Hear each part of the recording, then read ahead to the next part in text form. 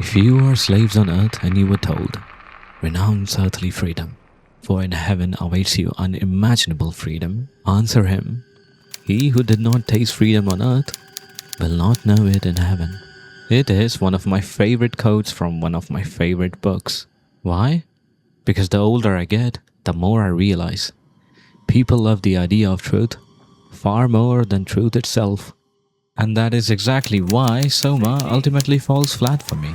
If you've clicked on this video, you probably enjoy philosophical questions. You probably even get a genuine kick out of the big one Soma throws at you. Who am I? Hello? What makes me human? What is consciousness? Or the question it keeps focusing on. If your mind is copied into a machine, is that still you? Maybe you even enjoy the feeling those questions give you. The feeling that you are peering into something profound about existence itself. But to you, I ask the question that I once asked myself. Why do you bother with these questions? And if you honestly examine the reason behind these questions, it almost always comes down to one thing. The hope that understanding yourself will somehow make your life better. The problem is this: no matter how abstract, poetic, or how profoundly you dress up your philosophical ideas, it always collapses into a single motive: change. Otherwise, what are we doing here? Because somewhere deep down, anyone who has walked on path of self-help eventually realizes these questions are like trying to lift yourself up by your own bootstraps. And it is here I think about what Alan Watts said about philosophical pondering. A person who thinks all the time has nothing to think about except thoughts, so he loses touch with reality and lives in a world of illusions. If any of you enjoy Soma's story, great. Truly, I'm not here to take that away from you. I enjoyed it too. What I don't care about are the metaphysical questions it desperately wants me to sit with. Not because it is badly written, but because it confuses presentation with purpose. To me, Soma is much more interesting when instead of focusing on the whole abstract sci-fi concepts and starts focusing on questions that are much more grounded in reality. Moments when it starts asking the subtle question of what is the value of life? At what point is it better to quit living? Or the ethical question of euthanasia. The moments that actually haunt me in Soma aren't about Simon and his copy-paste situation. Sorry for the quick thaw, Master Chief. Things are a little hectic right now. The disorientation should pass quickly. Instead, it's a moment where you have to make a choice. Pulling the plug on Amy. Oh, let me die. Nothing is allowed to die. Deciding the fate of Sarah Lindvall. It won't be long now. Please, just stay. Those were the moments where I actually stopped and took quite some time to decide what to do. Because that is something that can happen in real life.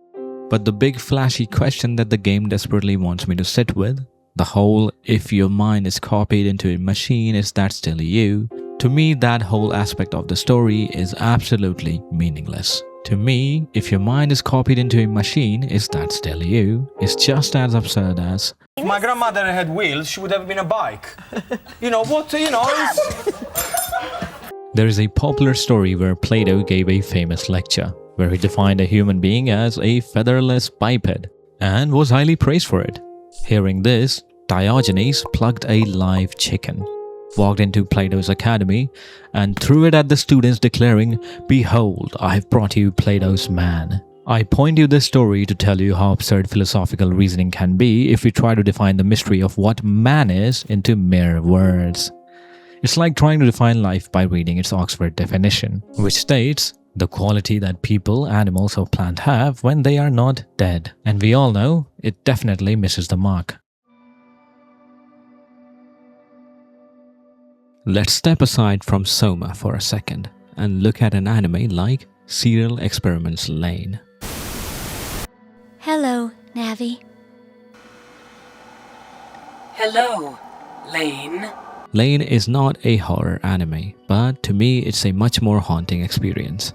Lain not only asked questions that are far more uncomfortable than Soma, it also asked questions that are far more relevant. Questions that, unlike Soma's, will actually keep you awake at night. If Soma questions if your brain gets copied into a machine, is that still you? Lain questions, What even is you? Take a moment and think about it. Each one of us talks, walks, speaks, thinks, and presents themselves differently based upon what and whom we are interacting with. You are someone else on the internet. You are someone else in real life. You might be someone else when you're talking to your friends on Discord. You might be even more different if you talk to the same friends in real life. You behave differently when you're at home. You behave even more differently when you are in a new city. Maybe you saw this girl you saw at an event, and the moment you went to talk to her, you felt like you were a stranger in your own body. That you no longer feel like you're acting natural. Does that mean it's not the real you? And then there is this person you are late at night when you are all alone and there is no other. Which one of these selves is the real you? And if none of them are, then who is looking in the mirror? These questions hold weight because I can guarantee you everyone has felt this dilemma. And so Soma to me is not existential horror but environmental. Simon's situation is too far-fetched from my own reality. I can't copy-paste consciousness into a diving suit. And I don't live in a underwater research station.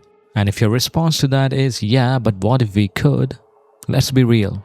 The conversation just loops into an endless chain of hypothetical what ifs. Once again, I am reminded of Alan Watts, and he said, problems that remain persistently insoluble should always be suspected as questions asked in the wrong way. I spent a lot of time reading Reddit threads after finishing the game. I know, it might not be the best place to look for, but I genuinely wondered if I had missed something. Maybe there was some angle I hadn't considered, some layer I overlooked, and one user summed it up better than anything else I have read. Soma is at best pop philosophy. And honestly, if most YouTubers had just called it that, I wouldn't have had a single issue with it. It does not mean Soma does not have any value. As a pop philosophical game, it introduces ideas, it opens doors, it sparks curiosity. It is a good starting point. In fact, if I had played Soma when I was 18 or 19, before college, before studying psychology, I probably would have praised it endlessly. But the older you get, the more life demands a practical approach. It doesn't tell you to stop wondering about the mystery of existence, but it does demand a better appreciation of your time. Thinking deeply is not automatically valuable. Sometimes it is just avoidance. Sometimes it is much easier to debate the nature of consciousness than it is to confront the reality that your own life lacks direction.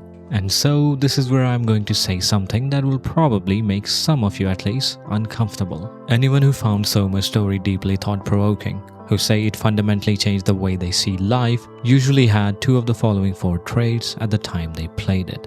First, they were young when they played it. Second, they don't balance out their thoughts with practical action.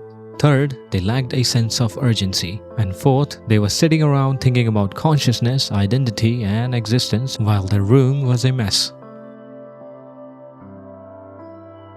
Most of the videos on my channel, in one way or another, are about being grounded, about being closer to your inner self in a practical manner that also allows for sense of wonder to breathe, about aligning thoughts with action, that is, being more in the present moment. Because that is exactly where you can get surprised by life's wonder.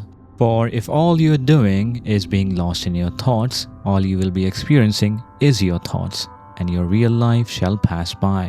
And look, if your entire purpose is to sit with the existential dread, to marinate in it, to romanticize it, that is fine. You have my full approval. After all, it's your life and your rules. And so, in the grand scheme of things, it's a valid way to live. But I'm talking to the ones who say they want to improve, the ones who talk about growth, about self-actualization, about becoming better.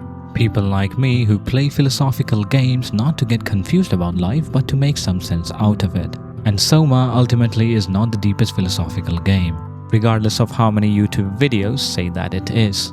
It's not even the most haunting one. It's a great game, but definitely not for the reasons YouTubers want you to believe in. Games that actually keep me awake at night are games like Outer Wilds, Firewatch, Disco Elysium, Mindlock the Apartment. These games are complex not because they are abstract, but because they are much more closer to the struggles of being human. You won't struggle like Simon, but you will struggle like Henry. You won't struggle what it is like to be trapped in a machine, but you will struggle with getting out of your own comfort zone. You won't struggle with the thoughts about being immortal in a simulation, but you will struggle thinking if you have truly used your finite time wisely. If you enjoyed the video, maybe leave a like and subscribe to the channel. If you didn't, maybe tell me in the comments.